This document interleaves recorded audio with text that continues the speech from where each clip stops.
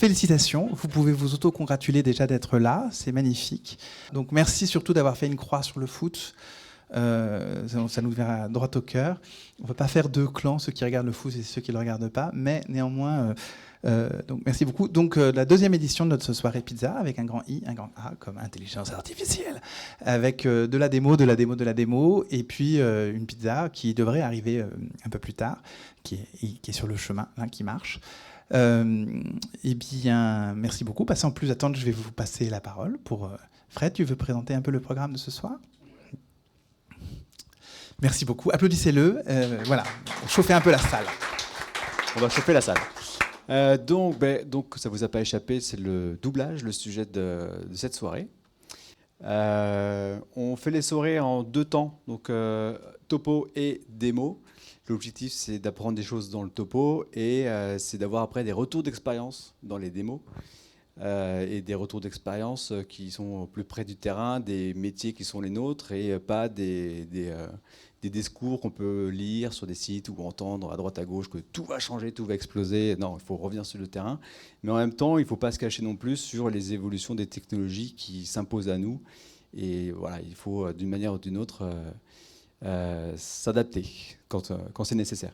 Donc, nous avons la chance d'avoir Jacques Barrault, ici présent, de Transperfect, qui a une très longue expérience du doublage à l'international. Tu vas te présenter tout à l'heure en commençant. On a aussi Yann Ourdel, ici, de Engin, qui est une start-up française qui œuvre dans l'IA et notamment dans la voix en IA. Et on a Stéphanie David, de Transperfect aussi, qui a participé avec Yann à une séance de doublage qu'on a un petit peu improvisé la semaine dernière avec ces nouveaux outils, voilà, et dont on va pouvoir vous donner un petit peu les retours d'expérience tout à l'heure. Yann, c'est à toi. Jacques, c'est à toi. Ouais. Bonsoir tout le monde. Merci. Oups, attention. Bon, je suis Jacques Barrault et je travaille pour Transperfect. J'ai passé le plus gros de ma carrière aux États-Unis à la Warner et je m'occupais du doublage. J'ai une ex-collègue de la Warner là dans la salle, donc ça me fait bien plaisir. Et donc maintenant je travaille pour Transperfect pour monter ce département doublage, localisation et je suis basé maintenant à Barcelone. Donc je suis passé directement, j'ai grandi à Marseille et après j'ai été à Los Angeles et maintenant je suis à Barcelone. Donc j'essaye de garder les villes où il fait chaud, où il ne pleut pas beaucoup et où on est tranquille. Donc ce soir on va parler du doublage et on va parler de l'utilisation de l'AI dans le doublage. Donc is AI more human than humans?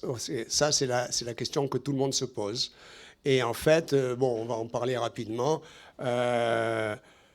L'AI, en fait, AI, ça ne veut pas dire grand-chose. C'est un terme qui a été inventé il y a très longtemps dans une université aux États-Unis.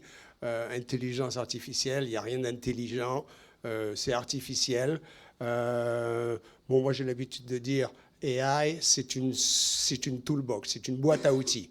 Et dans la boîte à outils, vous avez des outils différents. Alors, il y a un gars, et je vous conseille de lire son livre, qui s'appelle Luc Julia, qui est français, et qui était un des fondateurs de Siri, qui maintenant, après Samsung, maintenant il travaille pour Renault, je crois.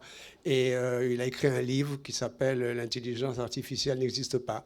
Et c'est en français, puisque c'est un Français qui a passé beaucoup de temps aux États-Unis, un peu comme moi. Et donc, c'est un livre vraiment intéressant. Et j'ai utilisé son exemple parce que lui, il explique, AI, ça ne veut pas dire grand-chose. Par contre, dans AI, il y a des outils différents. Et les outils, c'est quelque chose qui nous fait faire des tâches différentes. Donc, dans la boîte à outils, il y a un marteau, une scie, un tournevis. Si vous voulez mettre un tableau au mur, vous n'allez pas prendre la scie, vous n'allez pas prendre le tournevis, vous allez prendre le marteau, etc., etc. Alors,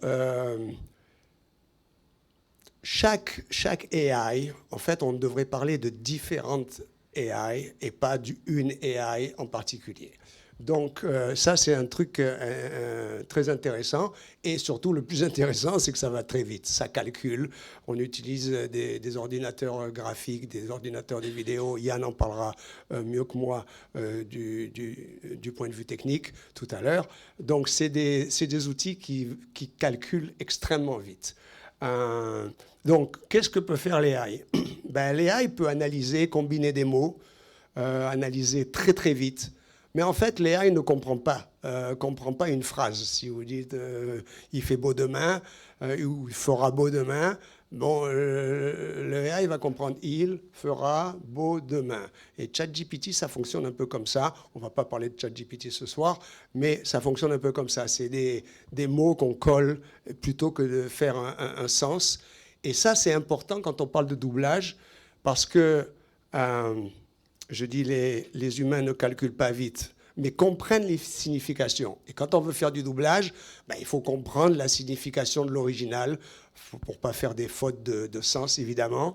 Et surtout, les humains peuvent utiliser leur corps. Et ça, c'est fondamental quand on fait du doublage. Moi, je dis toujours aux acteurs, ne vous asseyez pas. Même si vous faites des documentaires, mettez-vous debout.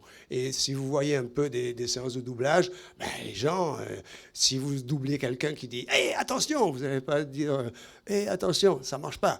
Donc, il faut faire des gestes. Et ça, l'humain peut faire des gestes. Et AI, c'est une machine. Donc, il y a déjà une appréciation qui est complètement différente. Donc, moi, je ne suis pas là ce soir pour vous dire AI c'est bien, AI c'est pas bien. Ma position est neutre. Je suis comme les Suisses. D'ailleurs, mon fils fait ses études en Suisse, donc j'ai bien appris ça. La neutralité, il y a du bon, il y a du mauvais comme partout. Il y a 2 mois, j'ai fait une conférence au Kenya. C'est un genre de MIPCOM kenyan qui s'appelle Kalasha. Et donc, j'étais sur un panel avec le conseiller du président pour tout ce qui est technologie et une avocate qui s'occupait du copyright pour tout ce qui est kenyan et tout ce qui est copyright. Et la première question que le modérateur me demande, c'est qu'est-ce que vous pensez du futur de l'AI et quels sont les challenges de l'AI? Et j'ai dit, pour moi, le plus gros challenge, ça va être les fake news. Parce que déjà, on est inondé de fake news et l'AI, ça va multiplier par 200 tout ce qui se passe en ce moment, ou 2000, j'en sais rien. Et donc, c'est toujours pareil. Je reviens à l'histoire du marteau. Le marteau, c'est bien pour enfoncer un clou dans le mur, mais si vous tapez sur la tête de quelqu'un, ça peut faire très mal. Donc, c'est des outils qu'il va falloir que l'humain, je ne veux pas être grandiose, mais il va falloir que tout le monde se mette dans la tête que c'est des outils très puissants et qui peuvent faire le bien comme le mal, comme partout. Hein. Le fusil, ça a été inventé au début pour chasser les animaux, et maintenant, vous savez ce qu'on en fait. Donc, c'est toujours pareil.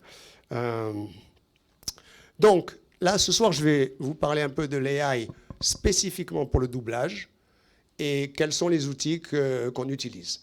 Alors, c'est marrant parce qu'on discutait un peu avec Yann.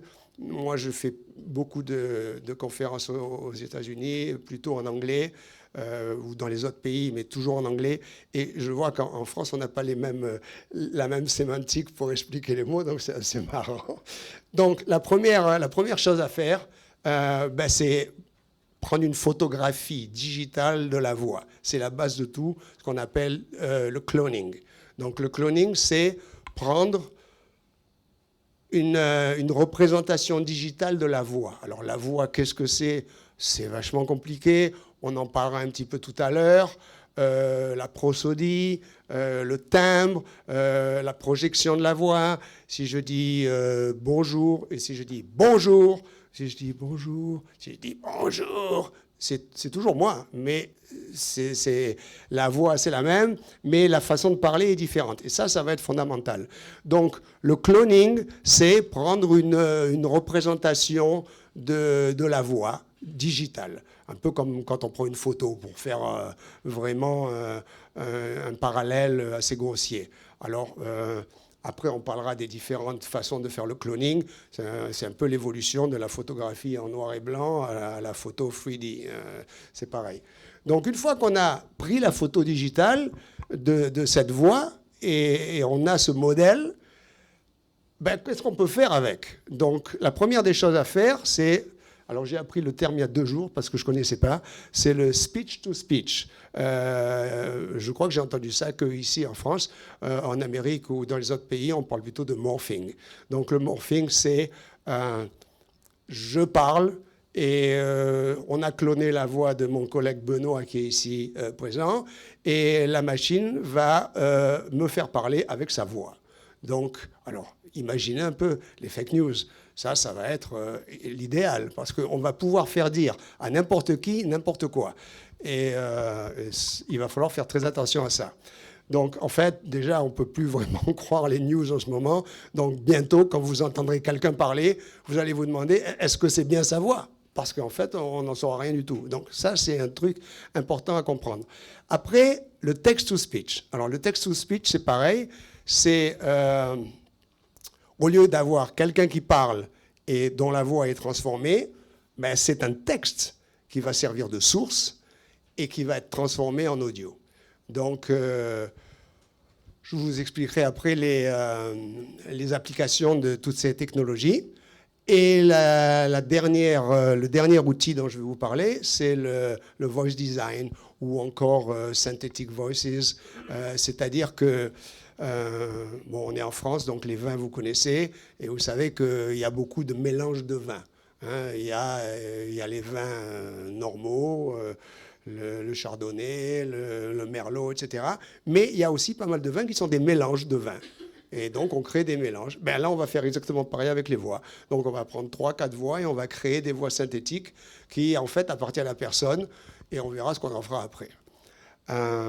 Donc voilà, ça c'est les quatre outils qui servent le plus dans le doublage et dans l'AI. Donc le cloning, la représentation digitale d'une voix, le morphing, la transformation, le text-to-speech, c'est le computer.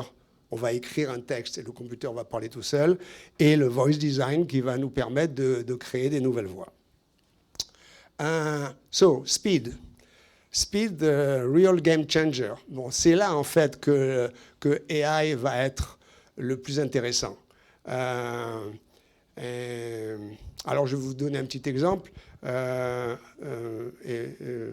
Mon ancien ami qui est là-bas au fond de la salle s'en rappelle bien. Quand on a commencé, j'étais à la Warner, on a commencé à faire Harry Potter. On a acheté tous les livres qu'il y avait dans tout le monde entier de Harry Potter. Pourquoi? Pour faire un glossaire de tous les termes, comment tous les pays avaient traduit la baguette magique, le sort, le machin, etc., le lieu, Hogarth, etc. Bon, ça, c'est une recherche qui a duré des mois. Si on avait eu AI, ça aurait duré des jours. Et alors, ça, c'est des tasks qui sont intéressantes, parce que les humains, comme j'expliquais dans la première partie, les humains, ils ne calculent pas vite. Et on n'aime pas trop les tâches répétitives. On est là pour créer. L'humain, c'est créatif. Enfin, pas tous, mais en général, c'est ça. La machine, elle aime les tâches répétitives. Enfin, elle fait ce qu'on lui demande. Donc, voilà, ça, c'est intéressant. Donc, tout ce qui va être vitesse et tout ce qui va être faire des tâches répétitives, ça va être parfait pour les AI. Donc, ça, c'est mon avis personnel. Je n'ai pas la parole de Dieu, mais je pense que l'AI ne réduira pas le vivier d'acteurs, parce qu'il y aura toujours des demandes. Et j'ai un collègue à Transperfect qui, lui, était au tout début des machine translation, et il me disait, quand ils ont commencé à utiliser les machine translation, tout le monde a explosé, freak out, ils étaient là, ça y est, ça va être la fin des traducteurs. On en est 30 ans après, et on cherche toujours des traducteurs. Donc, les tâches sont un peu différentes, le job description, c'est un peu différent, mais on cherche toujours des traducteurs. Donc, je pense, je peux me tromper, mais mon avis, c'est qu'en fait, il y aura toujours besoin de comédiens, même si l'AI va nous faire des choses différentes. Donc, la première utilisation, le text-to-speech. Donc, je vous l'ai dit ce que c'était, c'est... on tape un texte et l'ordinateur parle. Alors évidemment, bon, le text-to-speech, ça va être bien pour tout ce qui est e-learning, vous savez, les cours que vous trouvez sur YouTube ou les cours online, ça c'est parfait, parce qu'il n'y a pas besoin d'être un acteur pour vous expliquer. Pour monter cette table, prenez le panneau, montez les pieds, vissez le pied avec Bon, il n'y a pas besoin de faire de l'acting pour faire ça. Donc ça, c'est parfait. C'est des utilisations assez faciles et qui sont intéressantes pour tout le monde. Parce que, bon, franchement, si vous êtes un acteur, allez enregistrer pendant 4 heures comment monter une table, je ne sais pas si c'est vraiment votre cup of tea, comme on dit. Voilà, ça, c'est le text-to-speech, les documentaires, l'apprentissage online, ça, c'est parfait pour ça. Le voice morphing ou speech-to-speech, donc ça, une des utilisations, et j'insiste sur le fait que, en fait, comme tous les nouveaux outils, on ne sait jamais ce qui va se passer après. On invente des outils, mais on n'arrive pas à voir toutes les applications et toutes les différentes utilisations qu'on va faire avec cet outil. Ça, depuis le début du monde, c'est comme ça. Donc, le voice morphing, une des utilisations, évidemment, transformer les voix. Et on va vous faire la démo. Yann vous expliquera ce qu'il a fait avec sa plateforme. Un acteur peut enregistrer 4 rôles différents, 4 ou 5. Et après, sa voix sera transformée et aura des voix différentes, enregistrées par un acteur. Alors, quel est l'avantage au niveau économique? Ça se discute. Parce que il faut quand même enregistrer les lignes. S'il y a 5 comédiens qui ont 100 lignes chacun, il faut quand même enregistrer 500 lignes. Qu'on les fasse avec un comédien ou avec 5, il y a toujours 500 lignes à enregistrer. Alors, c'est vrai que manager une personne, c'est plus facile que de manager 5. C'est vrai aussi que on tourne un peu en rond parce que les voix, c'est toujours les mêmes. Moi, quand j'étais à Warner, je me plaignais toujours. Je disais, envoyez-moi des nouvelles voix parce qu'on entend toujours les mêmes voix. Vous savez qu'en France, comme d'ailleurs partout dans le monde, il y a beaucoup de voix qui reviennent tout le temps. Et puis, on en parlera après. C'est facile à comprendre pourquoi, d'ailleurs.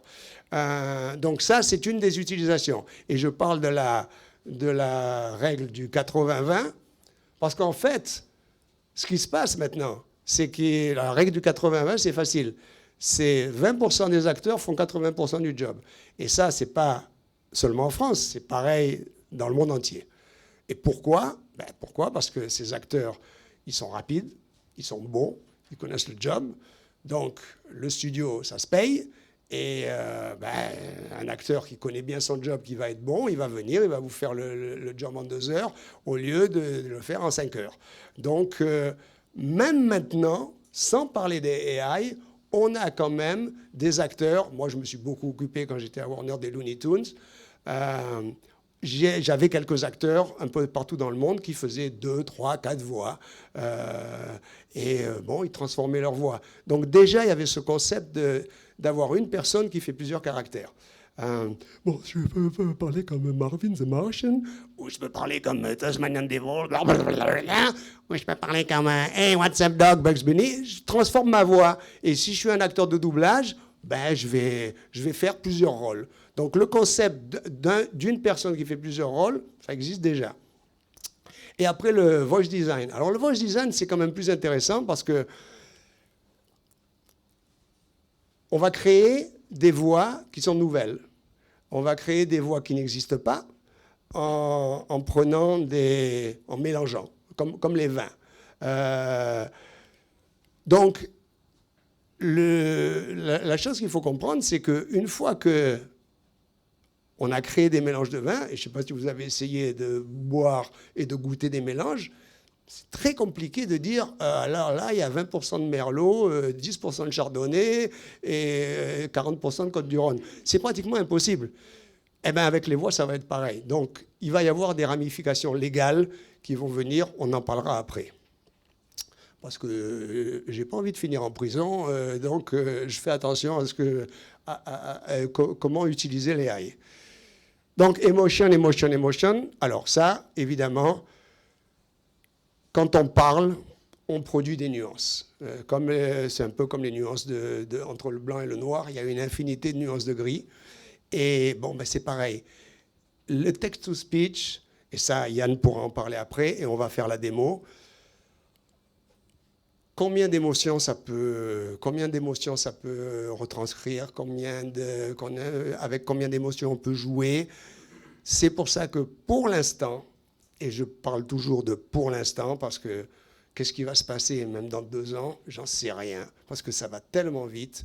Donc, pour l'instant, le text-to-speech, c'est vraiment des voix monotones qui parlent comme ça. Alors, pour un documentaire, ça marche bien parce que c'est des voix tranquilles. Pour ce qu'on avait dit un peu avant, l'émotion, la machine n'arrive pas bien à comprendre l'émotion.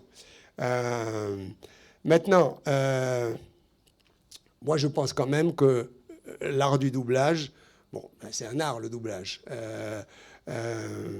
Et donc, il faut faire attention de ne pas trop utiliser ce genre de technique, parce que plus on simplifie, comme la simplification de la pensée, vous voyez ce qui se passe en politique maintenant, c'est blanc ou noir. Et donc, c'est pas bon, ça. Il ne faut pas qu'on arrive dans le doublage à avoir des émotions de plus en plus simplifiées, si vous voulez, par l'AI, et parce qu'on va tuer les nuances. Donc, ça, il faudra faire attention à ça. L'AI pourra-t-elle continuer à s'améliorer? Ben, ça, c'est une question, et franchement, je n'ai pas la réponse, parce que ça va tellement vite. Si vous voulez, Frédéric, on se revoit dans 2 ans et on refait la même chose, et on voit ce qui s'est passé en 2 ans, parce que ça va être intéressant.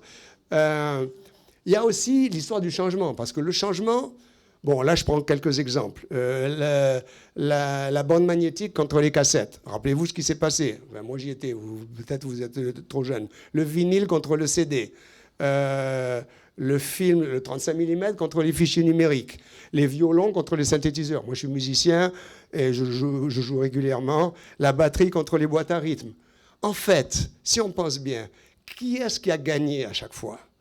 Parce que moi, en tant que musicien, quand les premières utilisations des violons, avec les synthés, il y avait le DX7, les Yamaha, les trucs comme ça, tout le monde était ça y est, on va faire les violons avec le synthé.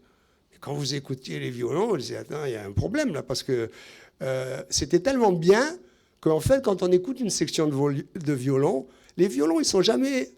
tuned, ils sont jamais, accordés, ils sont jamais accordés exactement pareil. Il y a toujours une toute petite différence, ce qui fait que le son, vous avez cette impression de spatialisation du son, parce que justement, c'est pas parfait.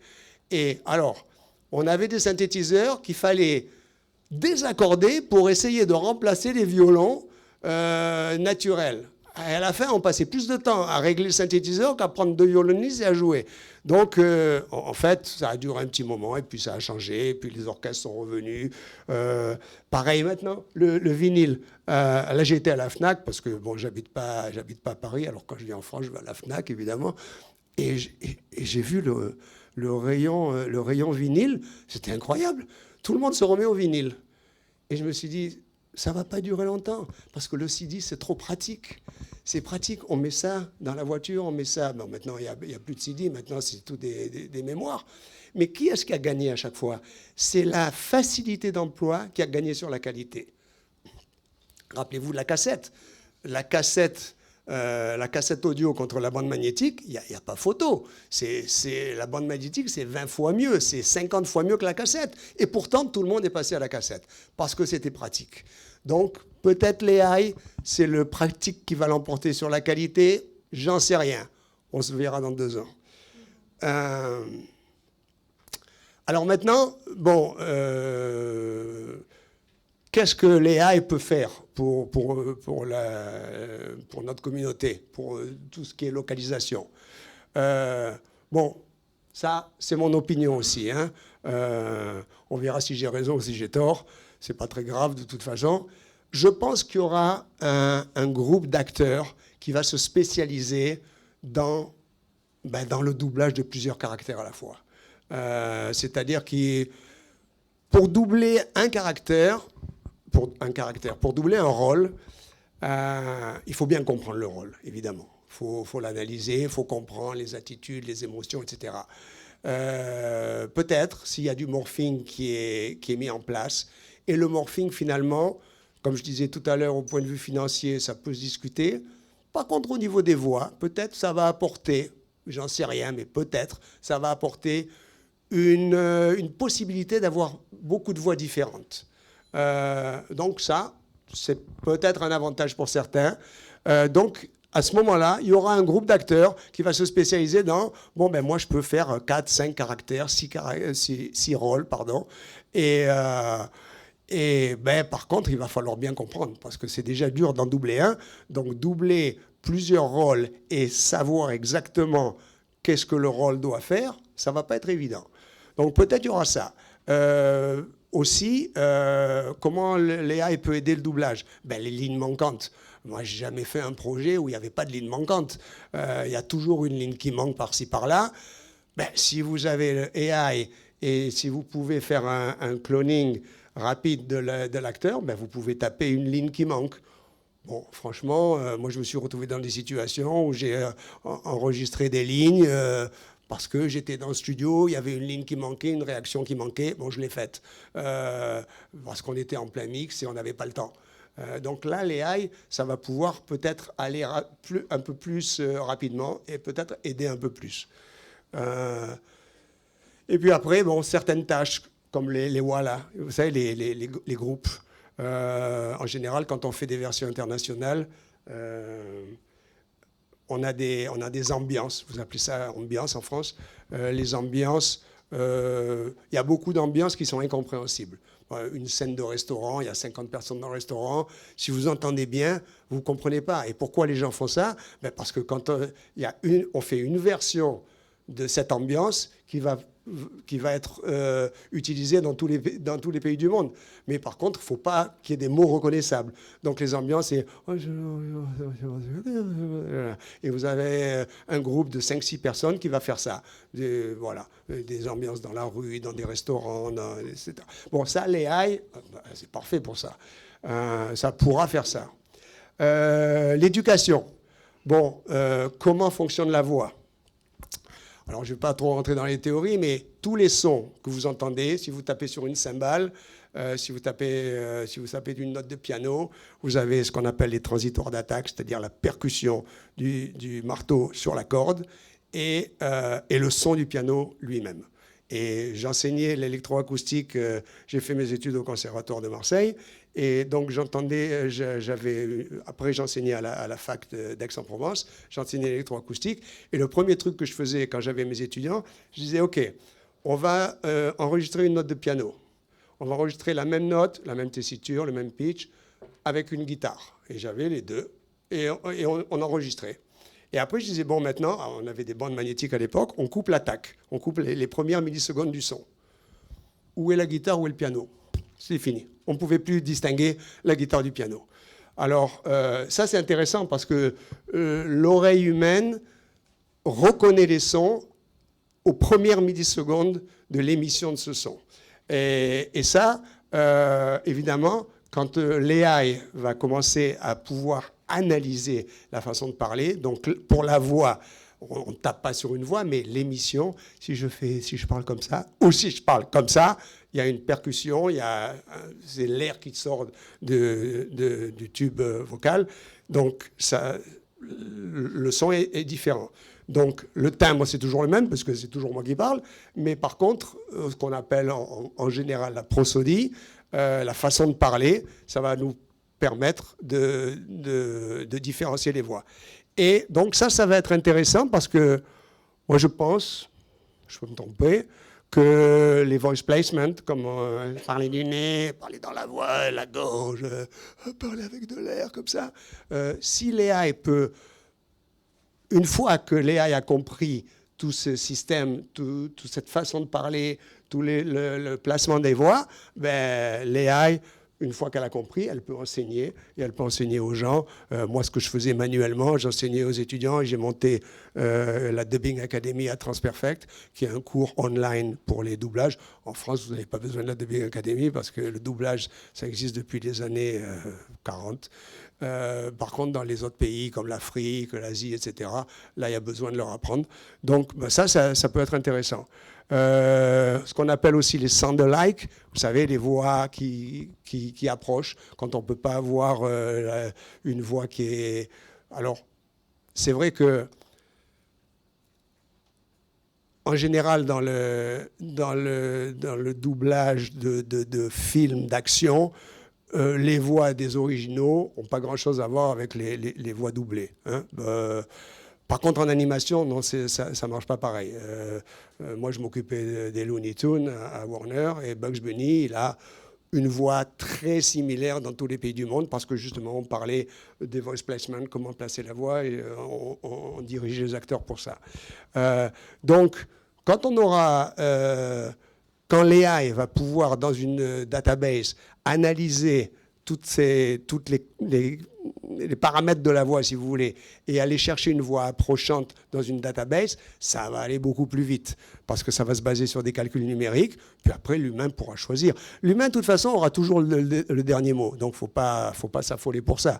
La notion de cohérence, bon, c'est bien, c'est pas bien. C'est bien je disais, Bugs Bunny, il a la même voix partout dans le monde, enfin à peu près. Ça, c'est bien pour l'animation. La cohérence, c'est bien, mais ça peut aussi ne pas être bien. Il peut y avoir, suivant les cultures, le doublage, c'est pas seulement une affaire de langue. Moi, je dis toujours, on ne double pas une langue, on double une culture, en fait. Je ne sais pas bien comment on dit ça en français, mais vous avez compris l'idée. Donc, l'imperfection humaine, comme en musique, comme en art, ça, c'est un plus que l'humain a. La machine, est-ce que la machine pourra apprendre à être imparfaite? Ça, c'est Yann pour répondre à la question. Le branding. Donc, le branding, imaginez une publicité d'un parfum avec la même voix traduite dans toutes les langues différentes. Bon, ça, c'est un avantage énorme. Donc, ça sera du morphing qui sera utilisé pour faire ça. Alors, pour les grandes marques, ça peut être très intéressant. Après, le likeness. Alors, j'ai pas très bien... J'ai essayé de comprendre comment traduire le likeness d'un acteur, mais je suis pas vraiment arrivé. Tu as une idée, Laurie? Oui, mais alors, dans le likeness aux États-Unis, ce qu'on utilise, c'est la voix, le numéro de sécurité sociale, le compte en banque, l'image, tout ce qui appartient en fait à une personne. Oui, si tu veux, l'identité. Donc, oui, bon, je dis représentation. Donc ça, donc tout ce qui appartient à quelqu'un, ben, on ne peut pas l'utiliser contre sa volonté. Et c'est hors la loi. Donc là, on va rentrer un peu dans le domaine légal. Je ne peux pas prendre la voix de mon ami et lui faire dire n'importe quoi. Et vous avez vu qu'il y a eu l'actrice, comment elle s'appelle, Johansson, qui a eu... Bon, la voix, ce n'était pas vraiment la sienne, mais c'était assez proche. Et tout de suite, il y a eu une réaction. Vous ne pouvez pas me faire dire ce que je n'ai pas dit. Et on en revient à ce que je disais tout à l'heure sur les fake news. Ça va être le gros danger. Donc, l'utilisation de l'image de quelqu'un, ben, c'est contre sa volonté. Évidemment, c'est hors la loi. Est-ce que les acteurs vont pouvoir contrôler ça? Question. On en reparle dans 2 ans. Par contre, ce que je peux vous dire, c'est que j'ai le droit de signer un contrat avec quelqu'un qui veut me vendre sa voix. Ben, les acteurs, ils font ça tout le temps. Les sportifs, ils vendent leur image à Adidas, à Nike, etc. Donc, ben, ça va être pareil. Alors, au lieu de faire une publicité et pour Nike, ben, vous allez donner votre voix à l'AI, moyennant finance. On signe un contrat et c'est tout à fait légal. Donc, il y a 2 types de contrats. Et ça, c'est important à comprendre parce que Ou j'achète votre voix et je vous dis, voilà, X amount of money, et j'ai votre voix et je peux en faire. En général, c'est toujours pour des projets très précis. Ce qu'on appelle assignment of rights, c'est des contrats. Quand vous signez ça, s'il y a des acteurs dans la salle, les contrats. Bon, j'ai donné ma voix pour tel caractère dans telle série. Très bien. Et par contre, dans l'AI, si vous donnez votre voix à l'AI et vous avez un contrat, et votre voix sera reconnaissable. Par contre, si on fait comme ce que je disais tout à l'heure pour les vins, si vous faites partie d'une voix, à ce moment-là, votre voix ne sera pas reconnaissable, puisque ce sera un mélange de voix. Donc ça, c'est un deuxième type de contrat qui, en général, est payé un peu moins cher, mais on parle quand même de sommes assez conséquentes, parce qu'on n'utilise pas les voix comme ça. Donc, ça, c'est un deuxième type de contrat. Donc, maintenant, la grande question, c'est, quand il y aura des voix synthétiques, qui seront des mélanges de voix, comment on va pouvoir les contrôler et qui va avoir les droits?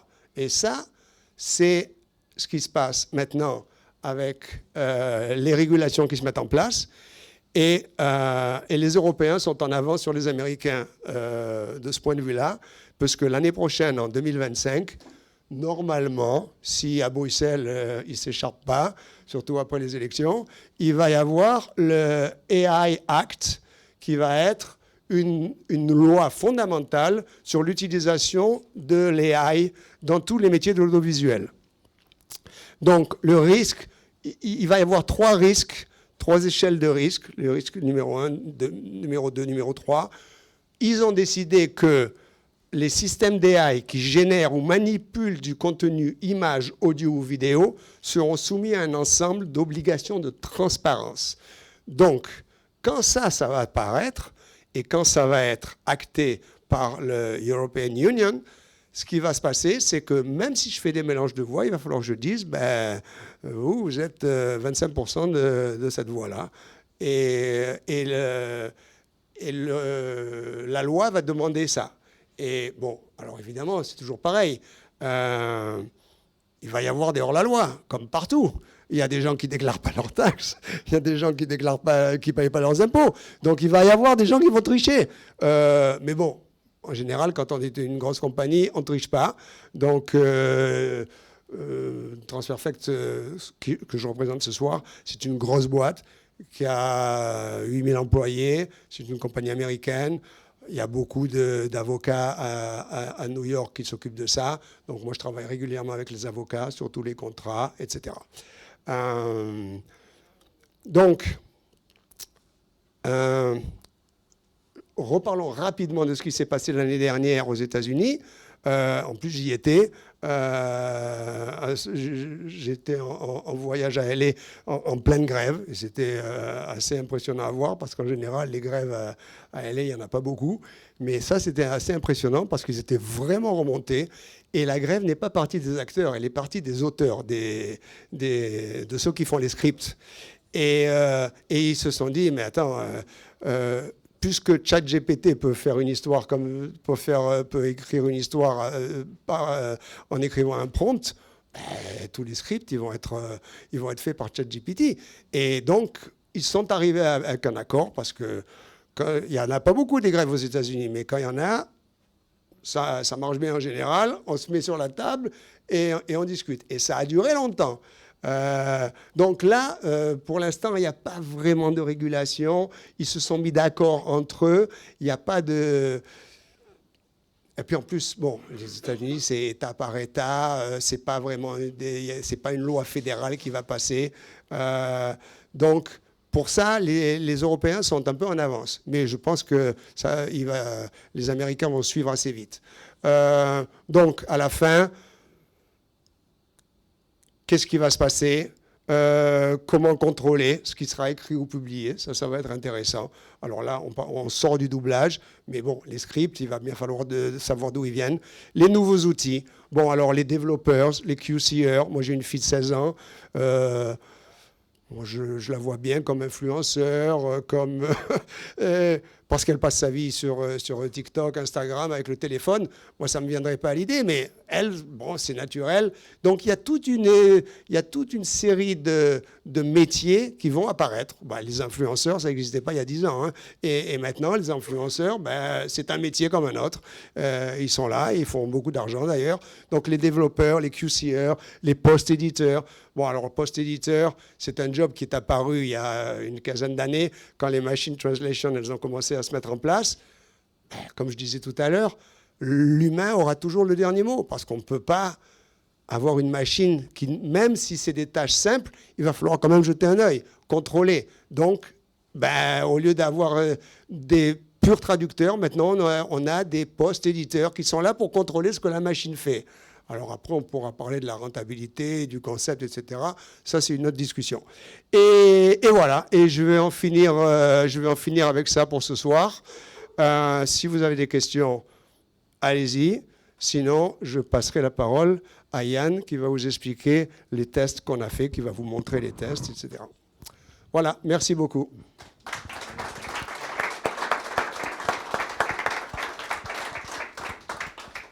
Est-ce qu'il y a une ou deux questions à chaud? Une question par ici. Bonjour, merci pour cet exposé. Je m'appelle Stanislas, je travaille en post-production. C'est juste une question très, très bête. On parlait de sosie. La notion de sosie, on dit qu'il y a toujours des sosies. Est-ce qu'il y a des voix qui sont suffisamment similaires pour échapper à une distinction précise, notamment à partir une fois qu'on l'a mélangé, quoi? Ah ben oui. Et juste pour finir, si mon sosie a dealé, ça veut dire que moi, si j'ai la même voix que lui, on partage les... Enfin, c'est une petite question. Parce que c'est compliqué en termes de droit et de technique. Absolument, absolument. Et c'est pour ça que j'ai insisté sur les droits. Comment on va contrôler ça? Parce que pour l'instant, on a un outil et on va pouvoir faire des voix qui sont vraiment, vraiment très, très proches, peut-être même identiques, j'en sais rien, quand le cloning sera à un tel point que ça sera tellement précis. Et Yann en parlera aussi tout à l'heure. Mais ça va être le vrai danger. Donc on pourra vraiment faire dire un peu n'importe quoi à n'importe qui, et vous allez vous retrouver, vous marchez dans la rue, et il y a quelqu'un qui va avoir pratiquement la même voix que vous. Mais il n'y a même pas besoin de refaire une voix, il n'y a qu'à prendre la vôtre et la cloner. Donc c'est ça le danger. Alors il y a des gens maintenant qui s'amusent à prendre le contenu de YouTube. Vous savez comment ChatGPT, ça a été créé. Ça a été créé par les Américains, OpenAI. Ils ont pris tout le contenu qu'il y avait dans YouTube, qu'ils trouvaient, et ils ont ingesté, ils ont mis tout ça dans la machine.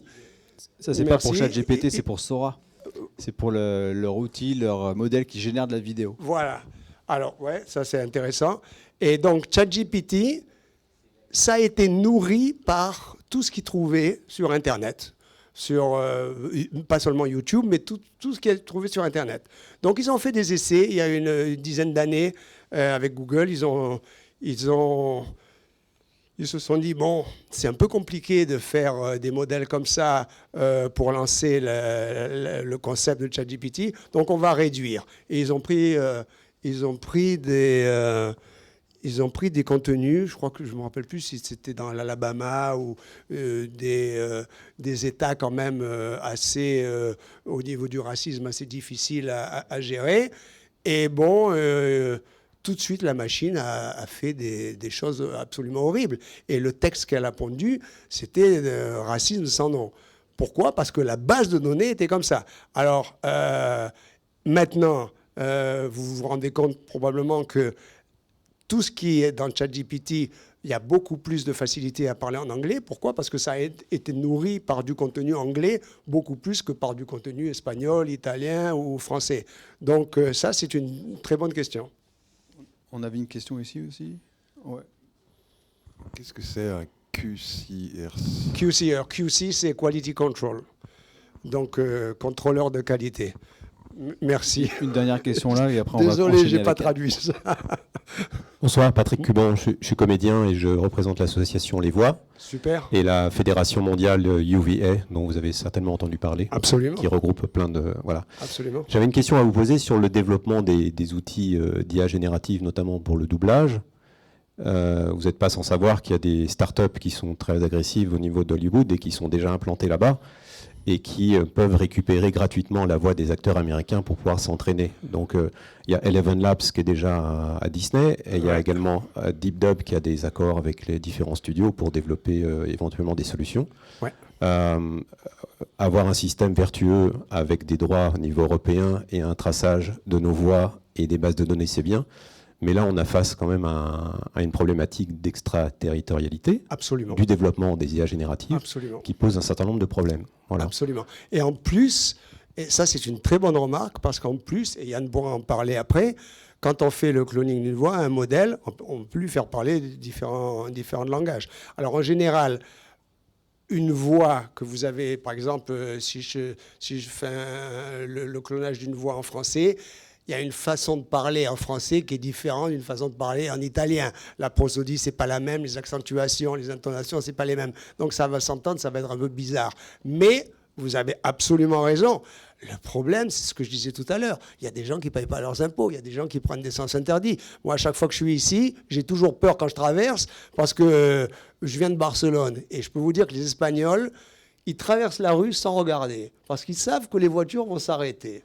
Et quand on est à Barcelone, le premier truc qui m'a choqué, ça fait 4 ans que j'y suis, c'est qu'on traverse la rue tranquille, les voitures s'arrêtent n'importe où. Ici, j'ai toujours peur parce que je ne suis pas sûr qu'ils vont s'arrêter. Et bon, ben ça, c'est des habitudes. Et il y aura toujours des gens hors la loi, malheureusement. Alors, la question à se poser, c'est que si ces outils sont déployés avec des VF qui arriveront directement doublés à Hollywood par VoxDub et Eleven Labs, ce qui est tout à fait probable, comment on pourra développer des systèmes respectueux du travail des acteurs en France, avec éventuellement des accords de licence. Mais c'est une vraie question. Absolument. Comment on peut garder en fait le travail ici? Nous, on n'est pas spécialement pour l'intelligence artificielle, évidemment, Bien parce sûr. que ça pose un certain nombre de Bien problèmes sûr. d'emploi Ouais, qui sont assez concrets. C'est là-dessus qu'on se bat d'ailleurs avec l'application, enfin la pétition Touche pas ma VF. Voilà. Absolument. On est là-dessus. Mais voilà, ça pose un certain nombre de questions sur l'emploi et sur la pérennité des 110 entreprises de doublage en France. Non, mais moi je pense que l'AI, ça va se développer pour des tâches bien précises. Les acteurs, il y en aura toujours. Et il y aura toujours des bons acteurs. Et quand est-ce que l'AI pourra faire un doublage avec la qualité d'un acteur, toutes les nuances de la voix? On se reparle dans 2 ans. Je ne sais pas où on en sera, mais Eleven Labs, c'est vrai, tout le monde s'interroge comment ils ont créé les voix. C'est un peu un flou artistique. Voilà, c'est un peu un flou artistique. C'est pour ça qu'il faut faire des régulations rapidement. Et plus tôt on fera des régulations, et là les Européens, ils ont fait fort, mieux ça sera pour tout le monde. On va enchaîner avec Anne tout de suite parce que sinon on a toute la pizza pour continuer les conversations. Merci Jacques. Avec plaisir. Merci. Maintenant on va s'intéresser à la partie un peu plus concrète de comment ça peut marcher. Alors là du coup on va pas être exhaustif, on va pas montrer la bonne manière ou la manière la plus performante, ou en tout cas on va montrer une manière avec un cas d'usage et un outil. Donc c'est pour étayer, c'est pour montrer, pour les personnes qui n'ont jamais vu comment ça pouvait se passer, ça va pouvoir permettre d'avoir des images. Donc Yann va vous montrer la plateforme qu'il a mis au point avec ses collègues qui permet de faire du TTS, donc du text to speech. Donc on tape un texte et ça génère de l'audio. Et après quoi, on vous montrera les résultats d'un petit atelier qu'on a fait jeudi, où on a pris une petite séquence animée et on a du coup essayé avec ces outils-là de voir comment ça fonctionnait. Bonsoir tout le monde. Un rapide contexte pour effacer tout malentendu ou quoi. Quand on a créé Engine avec mon associé Aurélien, Nous, on vient du monde de la création. On est des créatifs au départ. On vient du monde du jeu vidéo notamment et aussi de l'audiovisuel pour ce qui est d'Aurélien. Et la création d'Engine n'était pas dans un but de piquer des emplois, etc.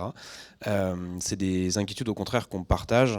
Et c'est pour ça notamment que le premier axe de création d'Engine, c'était d'éviter à tout prix de faire du clonage de voix, dont on a parlé tout à l'heure.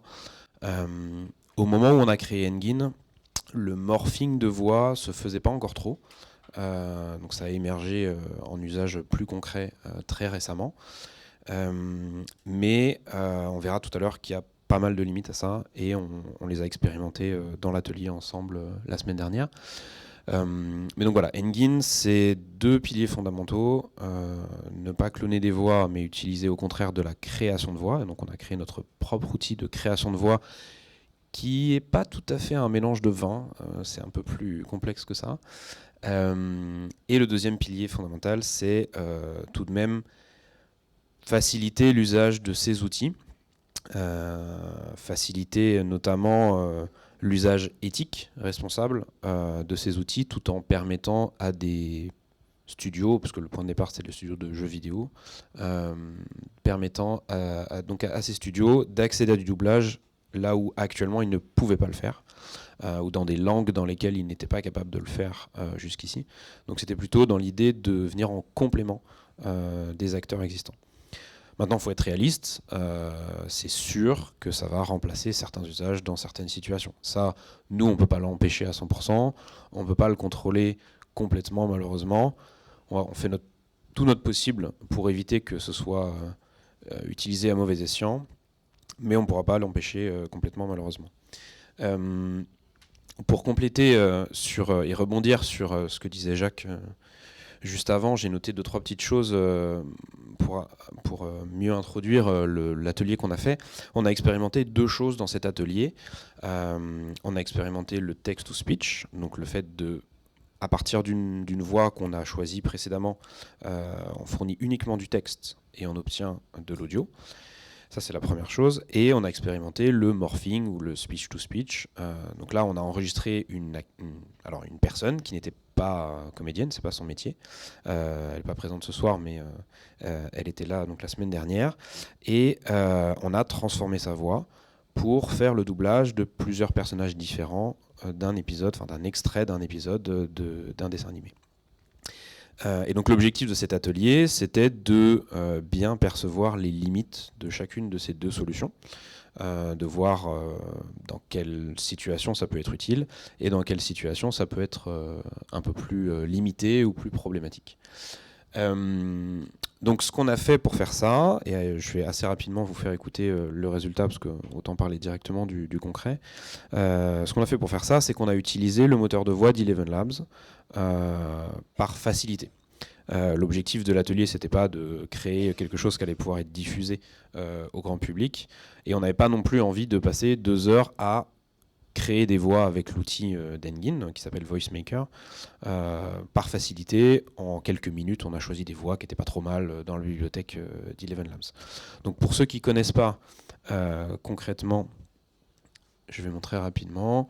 Donc sur un compte Eleven Labs, donc ici je suis sur le compte Eleven Labs qu'on a utilisé la semaine dernière.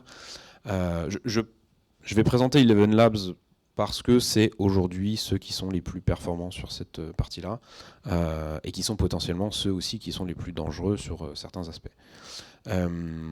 Donc ici j'ai une bibliothèque de voix. On voit ici que pour chaque personnage du dessin animé, on a à peu près choisi 1 ou 2 voix qui n'étaient pas trop mal pour faire nos essais. Et quand je veux découvrir une nouvelle voix ou j'ai un nouveau personnage ou quoi que ce soit, je peux effectivement cloner une voix, en créer une, et donc là c'est effectivement du mélange de vin avec Eleven Labs, ou bien accéder à une librairie de voix dans laquelle on va retrouver des voix d'acteurs majoritairement ou d'actrices qui ont prêté leur voix à Eleven Labs. Donc c'est dans un cadre limité, avec un contrat, etc. Une notion de rétribution financière à l'usage. Mais c'est donc effectivement, par exemple, la première ici, c'est Bill qui s'est enregistré en parlant dans le style de vidéos, typiquement pour la santé. Et donc là, on touche du doigt quelque chose d'assez intéressant, c'est que les clones de voix clonent également un style. Donc c'est un peu ce que disait Jacques tout à l'heure, mais je trouve que concrètement, quand on s'en sert, c'est plus limité que ce qu'il y paraît. En réalité, un clone de voix, ça clone réellement la façon de parler de la personne, et on l'a d'ailleurs bien expérimenté pendant l'atelier. Si la voix que j'écoute ici est assez monotone ou un petit peu calme, posée comme un documentaire animalier, eh ben, je ne vais pas pouvoir lui faire dire des répliques d'un animé japonais avec des personnages qui se battent, quoi. Ça ne fonctionnera pas. Donc on a utilisé les voix d'Eleven Labs pour aller plus vite, et on s'est servi d'un outil donc, que nous, chez Engine, qu'on a créé, qui s'appelle Engine Studio, dans lequel, pour chacun des personnages du dessin animé, on a choisi une voix d'Eleven Labs, et ensuite on a fait un doublage, donc ici réplique par réplique. Par exemple la maman, elle a 2 répliques dans la scène qu'on a doublée. Le papa, il en a un petit peu plus. La fermière, elle en a pas mal, c'est celle qui parle le plus. Et puis à la fin, il y a l'enfant Milo qui parle. Donc je vais volontairement pas vous faire écouter ici les extraits pour qu'on écoute plutôt en situation réelle. Mais donc voilà, on a fait ça pour le text-to-speech, et on a fait la même chose en speech-to-speech, et vous allez tout de suite voir déjà une grosse différence, c'est que en fait on a fait finalement une seule réplique. En fait concrètement ce qu'on a fait, c'est qu'on a enregistré la personne en train de parler, et on a pris la piste audio sur Pro Tools qu'on a exporté comme un seul fichier audio référence. Et on a demandé à l'outil d'utiliser les voix qu'on avait choisies. Donc c'est les mêmes voix que pour le text-to-speech. Et on a demandé à l'outil de transformer, de morpher les voix pour que ça rende avec les voix sélectionnées. Donc ce qu'on va écouter en premier, c'est, ce qu'on va regarder en fait en premier, c'est l'original, c'est-à-dire la VO, donc la version anglaise de l'extrait. Voilà. Donc ça, c'était la version originale. Vous l'avez du coup regardé en studio. Vous avez commencé à chercher un peu des voix sur le site en vous disant combien il y a de personnages, quelle voix il va falloir utiliser, se connecter, tout ça. Bon, une petite heure de préparation à peu près. Oui, c'est ça. Pas mal de discussions pour comprendre un petit peu ce qu'on allait chercher comme type de voix, comment ça pouvait se faire. C'était aussi la première fois que toutes les personnes présentes faisaient ce type d'opération. C'est probablement quelque chose de faisable avec le même niveau de recherche sur les voix que ce qu'on a pu faire. On aurait pu le faire en 5-10 minutes. Et donc du coup, étape suivante, taper le texte dans l'interface pour télécharger, taper le texte. Ensuite, sur l'interface, il y a un bouton, ça génère le son. Et c'est là où on n'est peut-être pas très satisfait de la phrase qui sort. On peut en régénérer à l'infini, en fait. Et là, il y a des curseurs et des trucs pour choisir un peu quand même ce qui sort de la machine. Alors, il y a assez peu de curseurs. Peut-être que je peux effectivement montrer à ce moment-là. Voilà, donc là, je suis sur le projet de Luc. Donc je vais retourner sur la scène en text-to-speech. Donc ici, par exemple, cette réplique bonjour tout le monde dite par la mère, il y a effectivement plusieurs tentatives qui ont été faites, un peu comme des prises au cinéma, prise 1, prise 2, etc. Et on voit qu'on n'en a gardé qu'une seule, donc la dernière qui était la plus convaincante. Et notamment, on a travaillé sur le texte parce que il y a, donc là, ça va vous sauter aux yeux immédiatement, il n'y a aucun contrôle de la longueur exacte de ce qui est produit. C'est-à-dire que dans un cadre d'utilisation où on a une vidéo qui est déjà existante et on veut se caler sur un timing exact des lèvres, la machine ne sait pas faire ça. Donc là, on constate déjà une première grosse limitation du text-to-speech. Alors on pourrait tricher, bien sûr, on pourrait retravailler en post-traitement pour demander à ce que le fichier audio aille à la bonne durée, etc. Ce qu'on peut faire également dans Pro Tools en quelques clics. Mais c'est pas du tout le même niveau de qualité que si c'était généré déjà à la bonne vitesse. Et donc là, on sent qu'on n'a pas le contrôle sur ça. Donc on a joué sur le texte, on a raccourci la phrase, et on aurait pu également jouer sur la ponctuation pour avoir une intonation légèrement différente, etc. Mais le contrôle est très limité, effectivement, sur cette partie-là.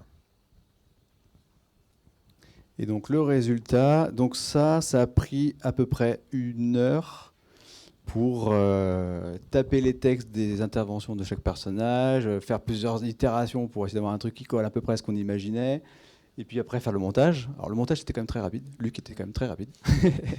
C'était peut-être la partie la plus rapide au final. Et donc voilà le résultat de cet atelier en text-to-speech. Voilà, donc je pense que ça se passe de commentaires sur le jeu d'acteur, à part si vous n'êtes pas très exigeant. Oui, et d'ailleurs on perçoit une seconde... alors, donc il y a les aspects limitation, il y en a certaines dont on va parler un peu plus en détail, mais on voit aussi qu'on est très dépendant de la qualité des voix, puisque ici, on a semi-volontairement choisi des voix de qualité assez variable. Toutes les voix ne se valent pas en termes de qualité dans ce qu'on a choisi. Et on entend bien que dans le résultat final, même d'un point de vue pur audio brut, et encore il y a des traitements que Luc a fait sur l'audio là, pour gommer des petites imperfections, des petits bruits de fond, des petites choses, on sent que c'est très variable. Et donc on sent qu'on est très très dépendant de la qualité de la voix de départ telle qu'elle a été clonée, parce que là c'est que des voix clonées. L'autre chose que vous avez peut-être vu, c'est qu'il n'y a pas les soupirs, les petits... les réactions, voilà, les reacts, exactement, les onomatopées, tout ça.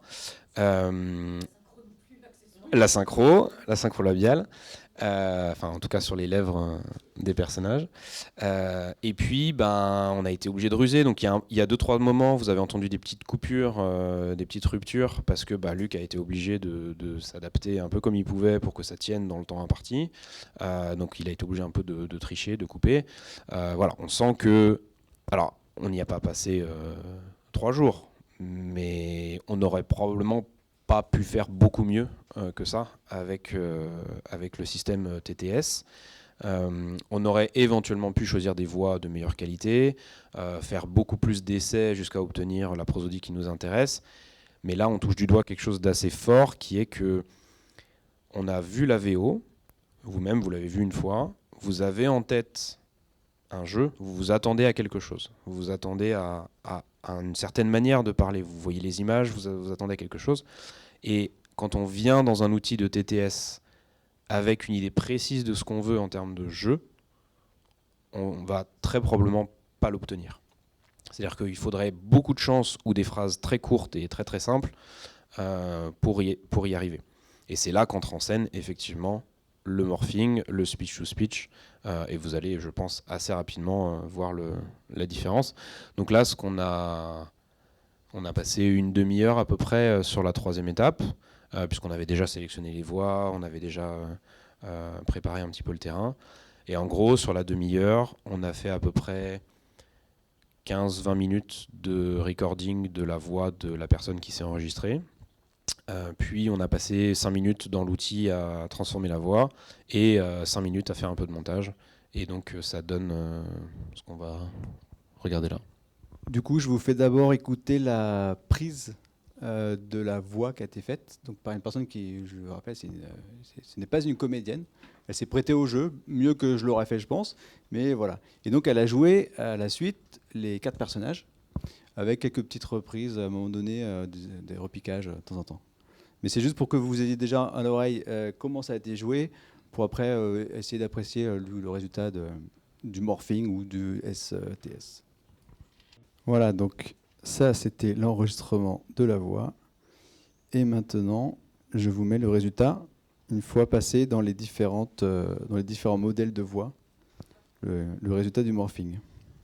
Voilà, donc là, ce que vous avez entendu, c'est quelque chose de...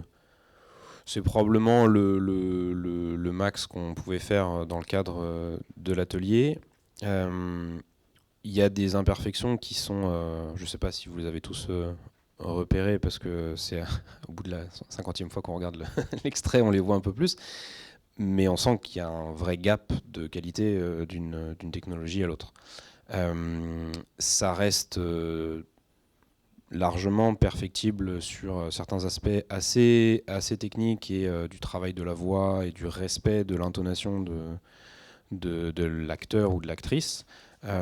Mais on est aussi dans une situation qui est assez importante où tous les personnages sont soit des femmes, soit des enfants avec une voix plutôt aiguë, soit une voix qu'on a choisie pour le père qui est quand même assez aiguë. On n'est pas sur une grosse voix caverneuse.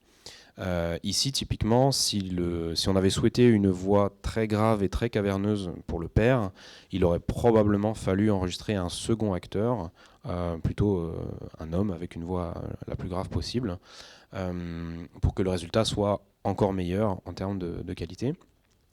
Et là, vous ne pouvez pas forcément facilement vous en rendre compte, mais si vous aviez écouté la voix de référence de chacun de ces personnages et le résultat qu'on obtient, vous vous rendez compte que le morphing n'est pas parfait non plus. On perçoit des petites intonations, des petites fréquences, des petites choses qui sont plus proches de la voix de l'actrice, en l'occurrence ici, de départ, que de la voix souhaitée qu'on souhaite obtenir. L'imperfection la plus forte que vous avez peut-être remarquée, c'est sur la phrase de Milo qui dit alors vous avez dû travailler vraiment dur, Madame Tilly. On entend que la voix se transforme un peu pendant cette réplique et le timbre de la voix est différent sur la fin, où il est beaucoup plus enfantin, que sur le début de la réplique. Ça, c'est aussi une limitation assez forte de ces outils aujourd'hui. C'est quelque chose qui n'est pas spécifique à Eleven Labs, qui est commun à tous les modèles qui font ça. Il y a parfois ce qui s'appelle des ruptures de genre, des ruptures de prosodie, où en fait il y a des fréquences des fois qui disparaissent et ils n'arrivent pas à rester vraiment fidèles à la voix de départ. Mais globalement, on a quand même obtenu en une demi-heure quelque chose de bien plus qualitatif que sur la partie TTS. Et comme le disait Frédéric, ce n'est pas une actrice qui a fait le doublage. Donc forcément, il faut juger la transformation de voix et pas le jeu d'acteur, qui lui est plutôt bien conservé d'ailleurs. Pour le coup, toutes les intonations, les réacts, etc. sont là et sont plutôt intéressantes. Je voudrais te poser la question quand même. Tu peux donner le micro. Est-ce que tu peux te faire le porte-parole de l'équipe qui était sur place parce que je suis sûr que vous en avez parlé un petit peu autour du café après quand même. Pas tant que ça. Ou toi, ton ressentiment par rapport à ça? Non, on en a parlé un petit peu. Vous l'avez vu, l'exemple, le test a été assez probant. On était, comme pas mal de gens ici, pas spécialement convaincus, en tout cas par le test. Il n'a pas été hyper transformé. Et on s'est dit, OK, c'est pas encore pour tout de suite, c'est pas prêt tout de suite. Voilà, et puis oui, ça demande beaucoup de préparation, effectivement, de choix de voix. Donc il faudrait écouter beaucoup de voix pour choisir les voix. Donc là, il y a un vrai travail de directeur artistique avant, derrière sa machine, à écouter beaucoup de voix pour les choisir. Ça change les métiers aussi, celui de l'ingénieur du son, parce qu'il y a beaucoup de recalage à faire, beaucoup de nettoyage et tout. Donc, différent. Le mixage et le montage sera totalement différent. Ce sera évidemment pas le même plaisir pour un ingénieur du son. Ouais. Ils sont aussi inquiets là-dessus. Forcément, ça va changer leur métier aussi. Celui du directeur artistique, forcément, s'il doit choisir des voix et juste diriger un seul comédien. Voilà. Mais... oui, non, on s'est dit que ce n'était pas pour tout de suite, même si c'était très très intéressant, mais il y a encore une bonne marge de progression avant de pouvoir l'intégrer un jour, si elle est intégrée un jour. Merci. Voilà, je crois que Jacques, tu as un regard, j'ai l'impression que tu as envie de dire un truc, non? Est-ce que à ce stade, tu veux rajouter quelque chose, Yann? Peut-être juste un détail sur quelque chose que Jacques avait dit tout à l'heure concernant le multilingue et le fait donc de travailler avec une même voix dans plusieurs langues. Le speech to speech ne sait pas faire ça. il sait le faire dans le sens où si je choisis une signature vocale, donc que ce soit une signature vocale clonée de quelqu'un ou une signature vocale créée par exemple avec un outil comme le nôtre, si j'enregistre quelqu'un qui parle et qui prononce d'une certaine manière les mots, quand je vais transformer cette voix avec du speech-to-speech, j'obtiens la même prononciation, la même prosodie, etc. Donc je ne peux pas faire du speech-to-speech avec un acteur qui parle en français et puis espérer obtenir des choses dans d'autres langues. Ça ne peut se faire que par du text-to-speech. Donc si demain on voulait doubler cet épisode dans 20 langues, on aurait besoin d'au moins 20 acteurs ou des acteurs polyglottes qui sachent faire plusieurs langues. Par contre, sur le côté des acteurs qui font plusieurs voix justement et dont on parlait tout à l'heure, moi, du coup, en discutant avec les acteurs, j'avais pas mal ressenti pour certains le fait qu'ils étaient frustrés parfois en jouant des voix trop éloignées de leur voix de base, de ne pas pouvoir jouer aussi bien, de ne pas pouvoir faire le même niveau de jeu d'acteur. Donc le speech-to-speech ici a un intérêt pour le coup de finalement les gens peuvent être plus proches de leur voix de départ plutôt que d'essayer de forcer dans une direction ou d'une autre. Mais ça c'est probablement très dépendant des acteurs, de ce qui est recherché comme type de voix, comme niveau de jeu, etc. Et voilà. Merci Yann.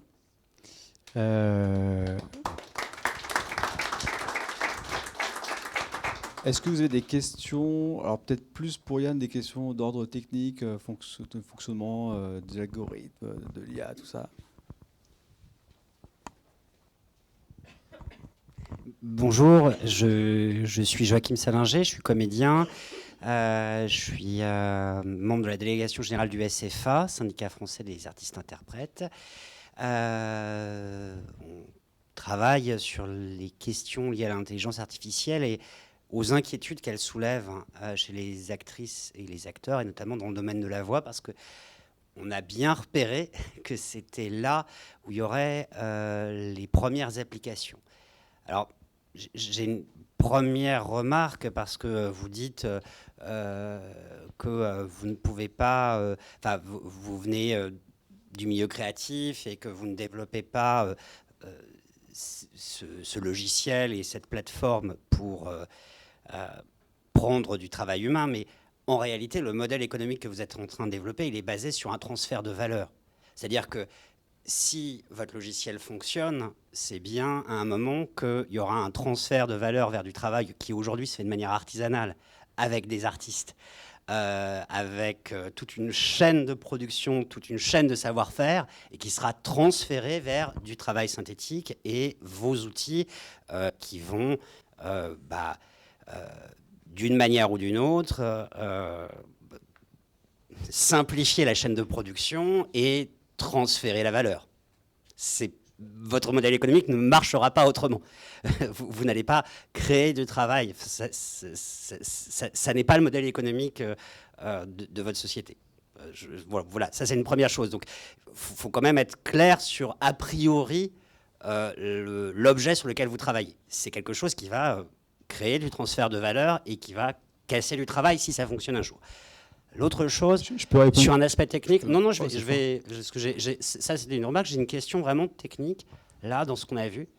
Moi, j'ai pas bien compris pourquoi vous avez tapé le texte. Aujourd'hui, il y a des logiciels qui font le travail plus ou moins bien, mais qui détectent et qui permettent de faire du voice to speech, du voice to text, absolument, je veux dire, de manière transparente, extrêmement rapide, avec peut-être pas mal de scories, mais qui peut se retravailler derrière. Est-ce que vous avez utilisé ce système-là ou pas? Parce que vraiment, là, on est...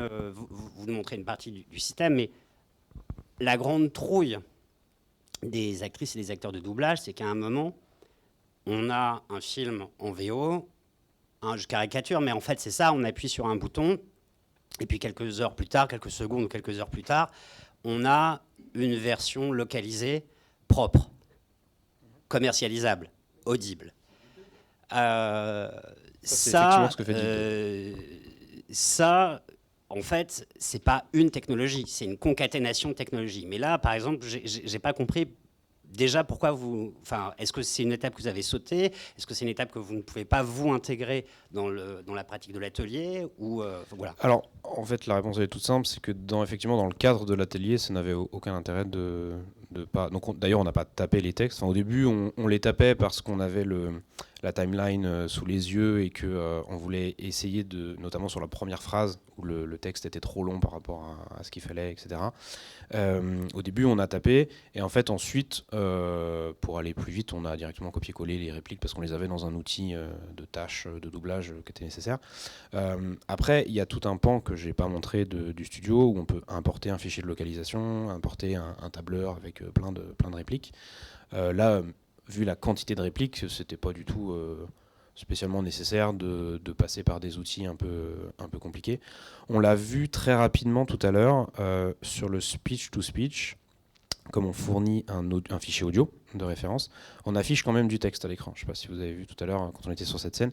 Ça, c'est du texte qui est effectivement fait en speech-to-text. C'est pas du texte qu'on a tapé. C'est du texte qui a été compris depuis l'audio.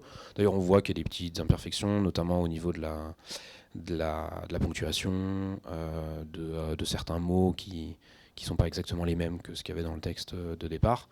Mais j'ai envie de dire, ce n'est pas un point qui aujourd'hui, dans le cadre de l'atelier, c'était pas pertinent de faire ça. Et puis pour le cas d'usage que nous on vise au départ, qui est le cas d'usage dans le cadre de la création d'une œuvre où on a très probablement déjà le travail sur les textes et donc des fichiers de localisation, on a le texte quelque part d'une version numérique dans un fichier.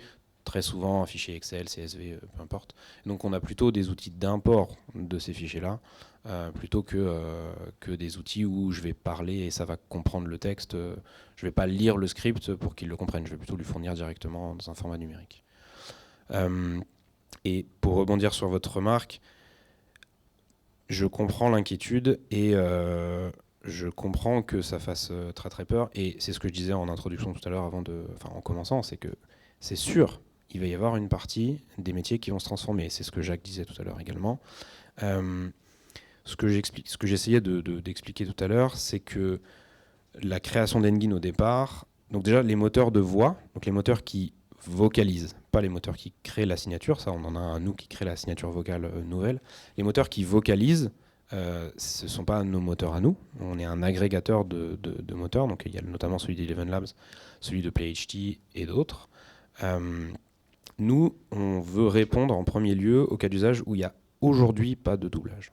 Et j'insiste sur ça, c'est parce que dans le monde du jeu vidéo, je ne sais pas à quel point vous êtes familier ou pas de ces trucs, et je ne sais pas à quel point le syndicat que vous représentez travaille dans ces milieux-là, mais dans le monde du jeu vidéo, il y a plein de prods qui ne doublent pas parce que c'est logistiquement pas faisable en fonction de la durée de la prod, de devoir geler les textes alors que le projet n'est pas terminé, etc. Enfin, il y a plein de projets où c'est juste pas compatible de faire du doublage avec des vrais acteurs. Quand ça l'est souvent que pour une partie du jeu, que pour certains personnages principaux ou certaines scènes cinématiques et pas tout le reste, pas tous les personnages non jouables, etc. Et de la même manière que Jacques disait tout à l'heure qu'il doutait que ça intéresse un acteur de doubler la notice de montage d'un meuble Ikea, ça intéresse probablement pas non plus des acteurs de venir pour doubler 2 lignes parce que le personnage non jouable il dit 2 phrases dans le jeu et repartir.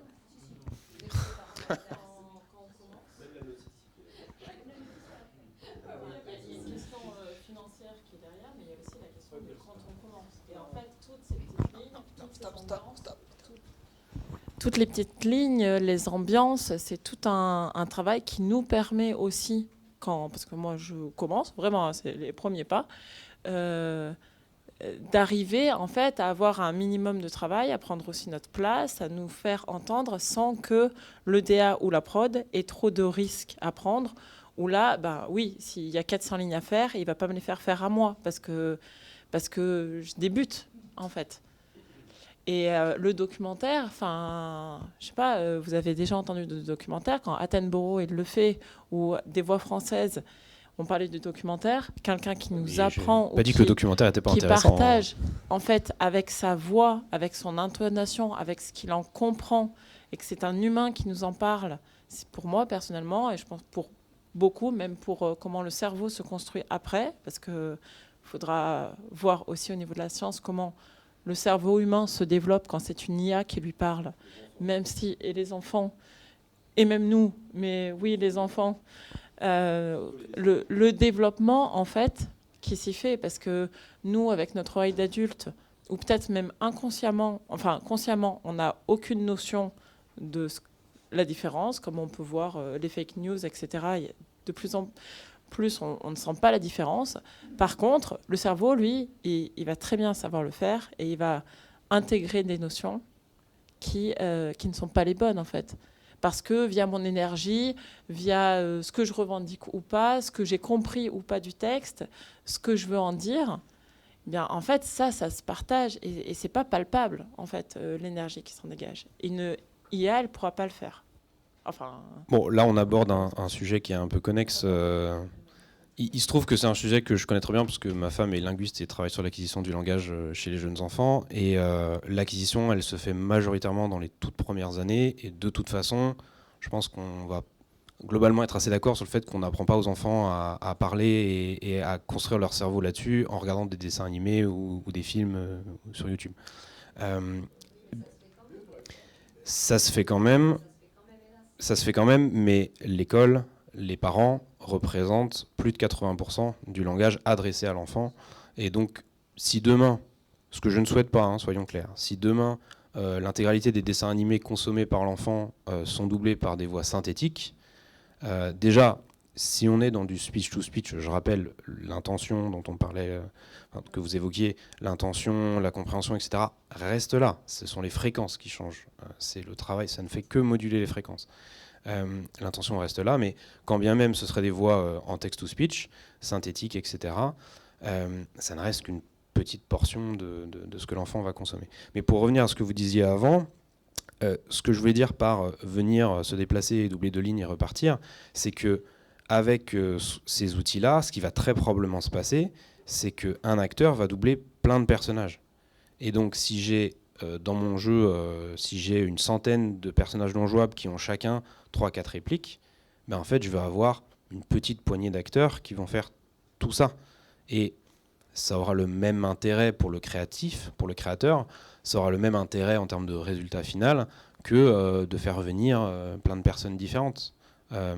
L'objectif, c'est pas de se passer des acteurs sur ça. Maintenant, là où par contre ça commence et c'est déjà utilisé, c'est sur ce qu'on appelle les barks. Donc c'est par exemple si je suis un joueur et je me promène dans un marché, par exemple, j'entends en arrière-plan des personnages qui vont dire des choses à moitié audibles. On rejoint un peu ce qu'on disait tout à l'heure sur les bruits de fond dans les restaurants. Là, en général, c'est des phrases qu'on essaye de rendre quand même audibles. On comprend la phrase, et donc on le fait dans chaque langue. Et surtout, on le fait de manière non répétitive maintenant. C'est-à-dire qu'un même personnage, si je passe 5 fois devant, il va dire 5 choses différentes. Mais qui vont globalement être à peu près la même phrase, mais il va y avoir des variations. Et ça, oui, ça dans 6 mois, c'est fait par des IA. Ça, c'est inévitable. Et donc, pour en revenir à ce que je disais, quand on essaye d'outiller cette pratique-là, c'est plutôt dans l'optique de permettre, par exemple, à des studios français, qu'on connaît très bien, de jeux vidéo, de doubler en polonais, en roumain, en chinois, ce qui aujourd'hui est très compliqué pour eux, parce qu'ils n'ont pas accès à ces acteurs-là facilement. Et donc bien sûr qu'ils pourraient trouver des acteurs, les caster, louer un studio, etc. Le fait est qu'ils ne le font pas aujourd'hui. Et donc on n'est pas là pour piquer le travail des comédiens français et faire la version française du jeu. Quand je suis un studio français, de toute façon ils vont très probablement travailler avec des acteurs français. Ne serait-ce que là on parle de studio narratif, on parle vous connaissez sûrement Ubisoft. Il y a des studios plus locaux ici, comme Dontnod par exemple, qui font des jeux très narratifs avec beaucoup de dialogues, beaucoup d'embranchements, etc. Ils sont à la recherche de cette qualité de jeu d'un acteur. Ils ont plaisir à caster les acteurs, à faire des séances d'enregistrement. Mais c'est des situations très différentes quand ils veulent exporter leur jeu sur d'autres territoires sur lesquels ils sont incapables aujourd'hui de faire ce doublage dans d'autres langues. Et c'est ça que nous, on essaye d'outiller. Mais bon, là, on s'écarte un peu de l'usage pour l'atelier, quoi. L'atelier, c'est vrai que c'est moi qui ai un peu créé l'opportunité en découvrant ta plateforme, en me disant, bah, tiens, ça serait intéressant d'aller voir ce que ça raconte dans un vrai studio de doublage et ce que les gens en pensent, les gens qui sont habitués à faire ce métier de doublage, quoi. Et donc c'est ça qui a rassemblé un peu les deux cultures différentes entre le jeu et le film. Il est tard. Les pizzas sont chaudes. Une dernière, la dernière. Bonjour, je m'appelle Olivia Lucioni, je suis comédienne et directrice artistique, dans le doublage notamment. Et j'ai une question par rapport à ça, aux jeux vidéo créés en France qui voudraient s'exporter. Donc, il partirait de quoi? D'un comédien français qui aurait déjà enregistré le jeu et il modifierait sa voix et son jeu pour l'exporter? C'est ça, si je comprends bien? Non. Non, c'est créé complètement. Si on prend la situation où on a travaillé sur le jeu en français, alors en général il travaille en anglais sur les jeux, mais on va dire pour l'exemple qu'il travaille en français, parce que ça arrive quand même. Supposons qu'il y ait une scène de jeu avec un enchaînement de dialogues en fonction des choix des personnages, du joueur, etc. On a donc une VF dans les mains. Concrètement, c'est donc du texte et de l'audio. Aujourd'hui, ce qui est fait, c'est que le texte il est mis dans Google Trad ou DeepL et il est présenté tel quel aux joueurs. Par exemple, je vais prendre la Roumanie. Il est présenté tel quel aux joueurs en Roumanie qui ont le choix entre cette version dans leur langue mal traduite, dans leur partiellement. langue, comment? C'est ça que je ne comprends pas. Donc là, je parle juste en pur texte. Oui, texte, voilà. Texte affiché à l'écran. Okay, super, actuellement, c'est ça qu'ils font. Ils ont le choix entre ça ou la version originale en français ou en anglais, et la plupart du temps dans ces pays ils sont fortement accoutumés à consommer des VO et donc souvent ils choisissent l'anglais. Sauf que les taux de pénétration dans ces marchés pour ces médias-là montrent que quand on présente vraiment du contenu un peu plus qualitatif dans les langues locales, ça marche beaucoup mieux. On fait bien plus de ventes. Ce qui est logique. Voilà, ce qui est complètement logique. Et donc, ce qu'ils espèrent pouvoir faire, c'est donc déjà ils commencent à utiliser des agences de traduction plutôt que de faire du Google Trad pour ce genre de choses. Et puis ensuite, tout simplement, ils veulent vocaliser en partant uniquement du texte. Donc là, c'est du text to speech en l'occurrence, puisqu'ils n'ont pas de comédien sous la main qui serait capable de prononcer en roumain la phrase correctement. Ils font du text to speech. Et là, on touche du doigt ce dont je parlais tout à l'heure, qui est si on vient avec une idée précise de ce qu'on attend comme jeu d'acteur, on est souvent déçu avec du TTS. Mais en fait, le joueur, quand il consomme le jeu, lui, il s'attend à rien. Il consomme quelque chose. Alors, bien évidemment, il ne faut pas que ce soit décorrélé de la situation. Évidemment. Mais il y a plein de jeux qu'on joue en mute parce que le doublage, même français, est complètement à chier. On va pas se mentir. Donc, alors, non, je suis pas sûr. Quand on est vraiment un gamer, on attend quelque chose. Les jeux japonais qu'on avait quand on était petit, effectivement, les voix françaises étaient exécrables, etc. C'est moins le cas maintenant quand même, parce que le français est un peu plus... voilà. Mais c'est aussi parce que vous pensez beaucoup à des jeux très très connus qu'on appelle les AAA et que tout le monde connaît. La réalité, c'est que dans le marché du jeu, il y a d'autres segments, des segments plus petits, des segments indés. Et là, en fait, il n'y a juste pas de version française la plupart du temps. Par exemple, en France, tous les jeux étrangers qui sont de très petite taille, on les consomme en anglais. Ou on les consomme éventuellement avec une traduction en français qui a été faite par des fans, qui a été ajoutée en mode, oui, non, etc. mais majoritairement, oui. Mais la question, c'était surtout par rapport à la voix. C'est-à-dire que, est-ce que vous allez vous appuyer sur une voix, sur quelqu'un qui a enregistré pour avoir ses intonations de jeu, ou est-ce que ça passe? Le moteur de TTS, lui, il limite une voix. Puisque ici, dans le cadre, si je veux faire du TTS sur un jeu où je n'ai que le texte à ma disposition, je n'ai pas de comédien qui va parler dans la langue de destination, c'est un petit peu comme ce qu'on a fait pour Milo quand on a fait la VF. On n'a que le texte VF, on ne peut pas utiliser la prosodie, ou en tout cas on pourrait, mais c'est ce que fait effectivement, c'est ce que fait Murph, c'est ce que fait DeepDub, où on va essayer de copier un peu la prosodie de la langue d'origine et de l'appliquer à la langue destination. Donc là, effectivement, c'est un enchaînement de plusieurs modèles, sauf que ça donne des résultats qui ne sont pas incroyables. Qui ne seront pas bons, surtout, parce que les codes de jeu ne sont pas les mêmes d'un pays à un autre.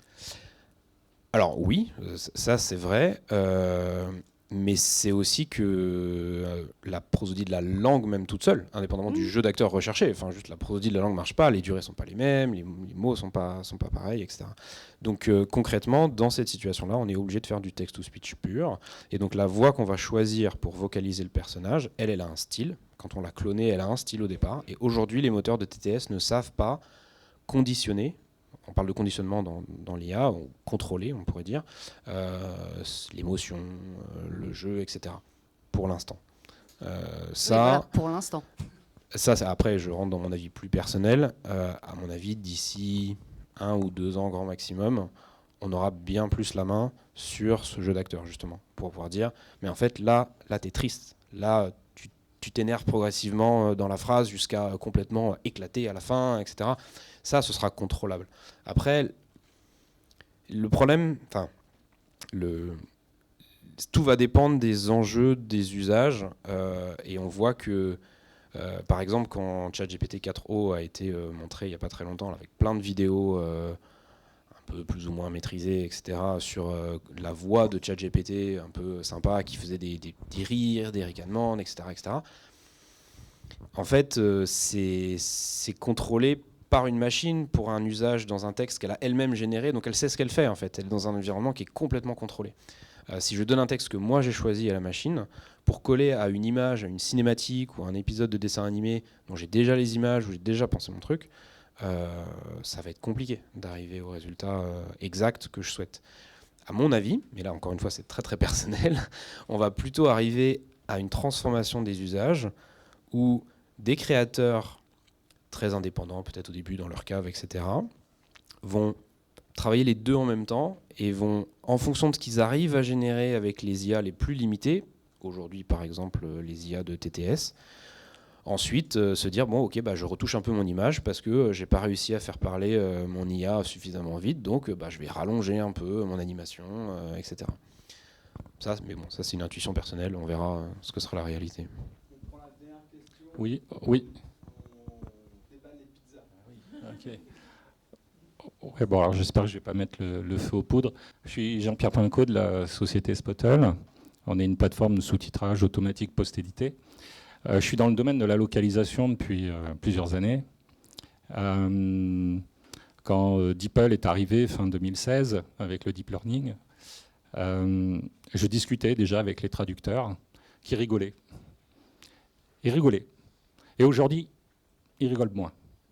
Et je pense qu'en fait, tout à l'heure, je vous ai entendu, quand vous avez entendu ne serait-ce que la deuxième version, avec Eleven Labs, je pense, intéressez-vous à tous ces domaines-là, écoutez ce que produit Eleven Labs, ne riez pas. Je vous le dis parce que j'ai compris que vous ne rigolez pas. Oui, mais sauf que vous essayez toujours de comparer. Non, mais attendez. Moi, je viens de la localisation, de la traduction, d'accord ? Donc, depuis longtemps, quand je me suis lancé sur Spottle, tout le monde me disait « Ouais, mais la traduction, il faut l'adapter, ça ne marchera jamais, etc. » Je peux vous dire qu'aujourd'hui, on peut adapter, d'accord ? Donc, arrêtez d'avoir des idées reçues. Aujourd'hui, vous comparez effectivement ce qui n'est pas comparable, d'accord ? Parce que vous êtes sur des métiers ultra pointus, d'accord ? Sur le qualitatif, sur effectivement du doublage, etc. Bon. Mais dites-vous bien que moi, je vais vous prendre une image. Rappelez-vous, quand il y a eu le tsunami en Indonésie, eh ben, nous autres, êtres humains, qu'est-ce qu'on faisait ? On regardait sur la plage et on voyait cette vague arriver. Moi, ce que je peux vous dire, c'est que je suis acteur de tout ça avec mes deux sociétés. Je vis le tsunami, d'accord, depuis 2 ans. D'accord ? Je m'adapte, je suis en plein dedans. D'accord ? Et je peux juste vous dire qu'il va peut-être se passer énormément de choses. Moi, je ne suis pas là pour dire d'ici 1 an, 2 ans, je ne sais même plus, je m'adapte totalement. D'accord ? Et voilà, je pense qu'il ne faut rien affirmer dans ce secteur. Vous voyez bien, ChatGPT est arrivé, l'IA générative a complètement bouleversé tout. Non, mais... Oui, mais ce que je veux dire, c'est voilà, c'était juste voilà après. Non, mais vous avez tout à fait raison. On essaie justement on la voit là-bas, on la voit arriver et on essaie de s'activer pour qu'elle nous pète pas la gueule en fait, très clairement. Moi, j'ai fait le choix de m'adapter parce que. Tout le monde veut dire encore un mot. Une question juridique. Pour entraîner les modèles text-to-speech, pardon. Comme ça, voilà. Oui, pour entraîner les modèles. Alors là, c'est un modèle open source que vous utilisez. Alors, le modèle de voicing, c'est celui qu'on a utilisé pour Milo, là. Oui. C'est celui d'Eleven Labs. Donc, c'est le moteur de TTS et de STS d'Eleven Labs. Ok. Et par rapport à votre système à vous, donc, nous, on est une plateforme, d'une certaine manière, on peut voir Engine Studio. Donc, nous, on a 2 trucs. On a Engine Studio et Engine Voicemaker. Voicemaker, on crée des identités vocales. Ok. Qui ne sont pas, on pourra en discuter autour de la pizza, mais qui ne sont pas du mélange de vin, avec une preuve juridique et mathématique qu'on n'a pas copié la voix de quelqu'un, etc. Mais Engine Studio, surtout, dont on se parle aujourd'hui, c'est une interface de consommation de plusieurs différentes technologies qui ensuite, sous le capot, sont peut-être le moteur d'Eleven Labs, peut-être un autre moteur, demain le moteur d'OpenAI quand il sera dispo. Mais nous, c'est l'interface métier, l'API de consommation et l'intégration dans des outils de production.